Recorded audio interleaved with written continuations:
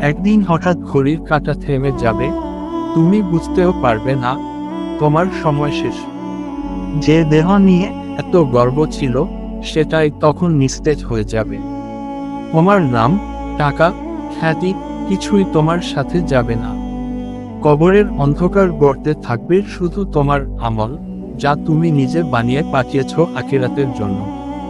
আল্লাহ তাআলা বলেন, প্রত্যেক প্রাণীকেই মৃত্যুর স্বাদ গ্রহণ করতে হবে। সূরা আলে ইমরান 3:185।